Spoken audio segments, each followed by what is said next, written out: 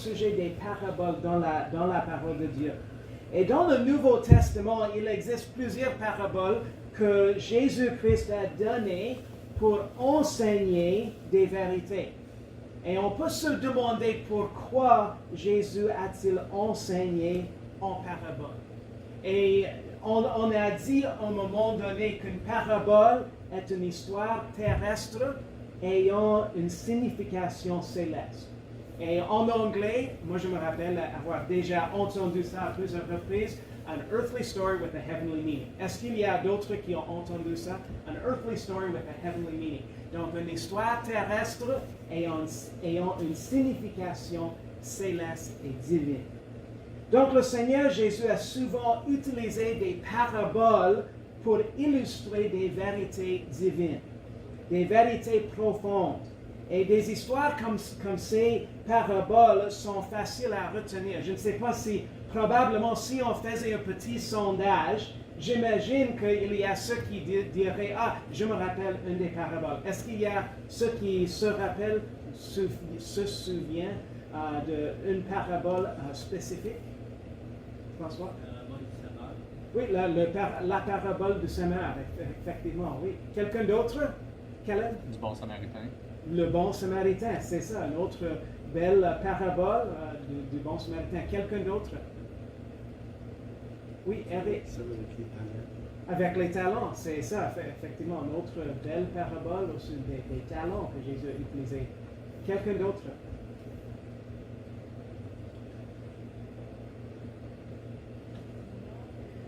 Le vignoble et le vigneron aussi. Est-ce que c'est la bonne façon de dire le vigneron? Oui. Alors, c'est intéressant parce que le mot parabole en grec, ça signifie littéralement mettre à côté. Et comme dans le mot qu'on dit comparaison, un mot comparaison ou similitude, quelque chose qu'on dit « Ah, c'est comme ça ». Et alors, c'est un petit peu comme lorsqu'on fait une comparaison avec quelque chose qui est une similitude. Et dans la culture juive, moi je trouve que c'est intéressant de considérer comme l'arrière-plan des paraboles. Dans la culture juive, les choses n'étaient pas expliquées en termes de statistiques ou définitions comme de nos jours dans notre culture. Parce que dans les temps bibliques, si on peut dire, les choses étaient expliquées par des images de mots, comme les paraboles, comme on a mentionné tantôt le vignoble, quoi d'autre a-t-on dit?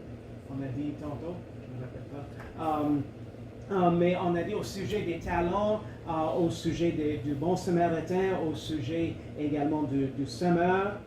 Et donc les choses étaient expliquées par des images de mots. Et les images de mots n'attiraient pas l'attention sur des aspects techniques, pour ainsi dire, mais sur les attitudes, sur les concepts, sur la caractéristique. Et Jésus parlait d'une manière que tous les Juifs pouvaient comprendre, et également, même en utilisant des analogies que tout le monde pouvait bien comprendre dans leur jour. Et Jésus parlait de cette façon, mais il mettait l'accent sur les attitudes, sur les pensées, plutôt que seulement sur les apparences extérieures sur lesquelles les pharisiens et les leaders religieux mettaient beaucoup d'accent. Parce que vous vous rappelez bien que les pharisiens et les religieux, les leaders religieux, Jésus-Christ disait à leur sujet qu'ils étaient comme des sépulcres blanchis. Et dans un certain sens, il disait, vous êtes beaux à l'extérieur, donc l'air extérieur, si vous vouliez trouver quelqu'un qui avait une belle apparence de l'extérieur en faisant des choses droitement, c'était eux. Mais à l'intérieur, ils étaient comme des tombeaux à l'intérieur. Avec la mort, effectivement la mort spirituelle à l'intérieur, ils étaient loin de Dieu. Alors Jésus-Christ mettait beaucoup d'accent sur les pensées, sur ce qui était à l'intérieur. Et les paraboles ont également eu un impact émotionnel qui les rendait encore plus efficaces pour ceux qui ont le cœur dur et tendre.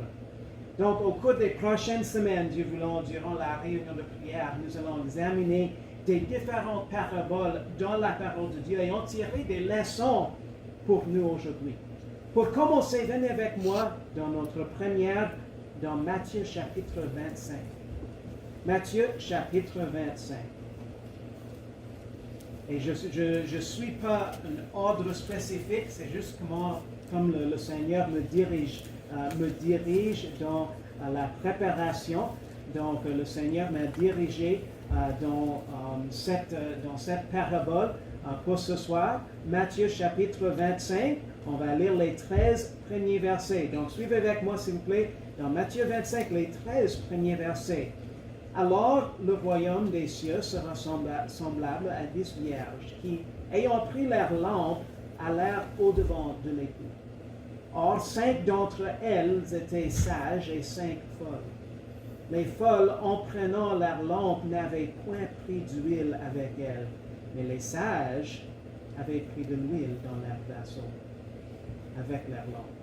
Et comme l'époux tardait à venir, elles s'assoupirent toutes et s'endormirent. Et sur le minuit, un cri s'éleva, voici l'époux qui vient, sortez au-devant de lui. Alors toutes les vierges se levèrent et préparèrent leur lampe.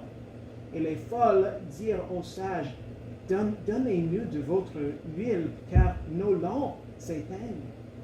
Et les sages répondirent, nous craignons qu'il n'y en ait pas assez pour nous, et pour vous, allez plutôt vers ceux qui en vendent et en acheter pour vous. Mais pendant qu'elles allaient en acheter, l'époux vint, et celles qui étaient prêtes entrèrent avec lui aux noces, et la porte fut fermée. Après cela, les autres vierges vinrent aussi et dirent, Seigneur, Seigneur, ouvre-nous. Et il leur répondit, je vous dis en vérité que je ne vous connais point. Veillez donc, car vous ne savez ni le jour ni l'heure où le Fils de l'homme viendra. Prions. Merci Seigneur de notre temps ensemble. Seigneur, je te demande que tu puisses nous enseigner, que tu puisses nous guider, Seigneur. Et Seigneur, merci de ta parole qui nous enseigne, qui nous guide, qui nous console. Au nom de Jésus, je prie.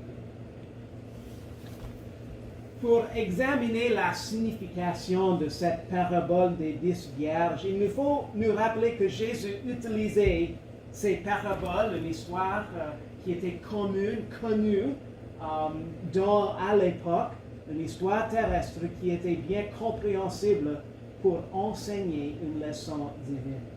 Alors Jésus était en train de partager des leçons divines, célestes avec le peuple et au sujet de se préparer pour l'éternité. Évidemment, l'époux, c'est Jésus-Christ. Et cette parabole décrit son retour. Et c'est intéressant parce que dans l'Ancien Testament, dans Ésaïe et dans Osée, Dieu se présente comme l'époux, comme le mari d'Israël. Tandis que dans le Nouveau Testament, dans Jean, dans Matthieu, dans Marc, Jésus se présente comme l'époux, le mari de l'Église. Et l'Église est décrite dans les Écritures comme l'épouse de Jésus-Christ dans Éphésiens. Donc il est important également de bien comprendre à quoi ressemblait un mariage dans le premier siècle, dans les temps bibliques, parmi les Juifs. D'habitude, le jeune homme proposait le mariage à la jeune femme chez elle pour ensuite partir préparer leur maison. Alors, ils étaient, comme si on peut dire, séparés durant, évidemment, leur temps de fiancée. Et tandis qu'ils n'étaient pas joints comme mari et femme, le temps de fiancée, dans cette époque, portait beaucoup plus de signification dans leur temps biblique que dans notre temps. Pour cette raison, vous rappelez-vous bien, Joseph et Marie, lorsqu'ils étaient fiancés dans leur temps de, est-ce qu'on dit le temps de fiançailles, est-ce que ça se dit bien, leur temps de fiançailles, c'était pendant cette période que Marie se trouvait enceinte. Et vous rappelez-vous bien dans Matthieu que Joseph avaient pensé, c'était avant qu'ils étaient venus ensemble, ils pensaient de faire comme Moïse décrivait dans l'Ancien Testament, la divorcer. Et c'est beaucoup plus, comme si on peut dire, puissant dans ces jours. Évidemment, si on a un couple qui est comme fiancé à se marier, si ils arrêtent le fiancé, fiançailles, je m'excuse, s'ils arrêtent la fiançaille, ce n'est pas quelque chose qu'ils font une lettre de divorce pour ça. D'habitude, la femme redonne la bague, est-ce que ça s'appelle la bague, au messieurs, et c'est comme ça. Mais dans le temps biblique, c'était beaucoup plus, si on peut dire, comme, je ne sais pas exactement la bonne façon, mais c'était beaucoup plus d'importance qui était mise sur la fiançaille. Alors Joseph pensait faire comme un genre d'affaire pour divorcer Marie. Et c'était à ce moment-là que l'ange est venu, comme dans un songe, à Joseph pour dire, ne craignez-vous pas de prendre Marie comme votre épouse, parce que ce qui est conçu en elle est du Saint-Esprit. Donc le couple était, si on peut dire, comme considéré presque marié, d'un certain sens, promis à l'autre, même si la cérémonie officielle n'a pas encore eu lieu et même s'ils ne commençaient pas à vivre ensemble. Une fois la préparation de la maison était faite, le jeune homme retournait vers la maison de la jeune femme avec ses amis proches. Alors il quittait chez lui pour se rendre chez la jeune dame où se déroulaient diverses cérémonies de mariage officielles. Et souvent, c'était vers le soir que ça se faisait. Il venait vers le soir pour avoir ces cérémonies officielles et ensuite retourner en soirée d'habitude chez lui après le mariage. Et pour cette raison, on a ces 10 vierges qui étaient un petit peu comme peut-être comme des... est-ce qu'on dit les mesdemoiselles? Est-ce que, like maids of honor almost? Des demoiselles, je m'excuse, des demoiselles. Et ces 10 vierges s'attendent à rencontrer le jeune homme alors qu'il se dirige vers la maison de la jeune femme pour son mariage. Chacun et chacune qui était dans la procession devait porter sa propre torche, sa propre lampe, avec assez d'huile pour l'alimenter. La torche était d'habitude soit une lampe avec un petit réservoir d'huile, avec une mèche qui brûlait, soit un genre de bâton avec comme un chiffon. Je crois que j'ai trouvé le bon mot, imbibé. Est-ce que soaked, is that the right word? Imbibé, dans l'huile, ce qui nécessitait un trempage assez souvent pour garder en flamme. Il fallait être bien prêt avec assez d'huile pour la durée comme de la procession, pour ainsi dire, durant les festivités. Ayant assez d'huile, ayant sa propre lampe et sa propre torche aussi.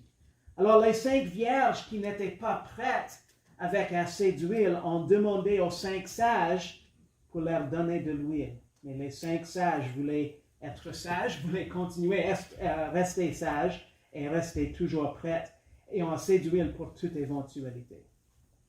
Les leçons qu'on peut tirer de cette belle parabole ici dans Matthieu 25. L'idée générale est facilement visible de la parabole et que Jésus reviendra à une ère inconnue et que son peuple doit être toujours prêt. Et être prêt, ça signifie se préparer à toute éventualité qui survient dans notre vie et garder les yeux fixés sur Jésus à tout moment pendant que nous attendons avec impatience sa venue. Comme on peut le voir dans le fait que toutes les vierges dormaient quand l'appel est venu. Pour nous, si on est en train de travailler, de manger, dormir, impliqué dans le ministère, n'importe quoi, c'est pas n'importe quoi ce qu'on fait. Le but ici, c'est d'enseigner qu'on soit toujours prêt pour la venue du Seigneur. nous devons le faire de telle manière, ce qu'on fait, nous devons le faire de telle manière que nous n'ayons pas à arranger les choses quand Jésus, l'époux de l'Église, vient.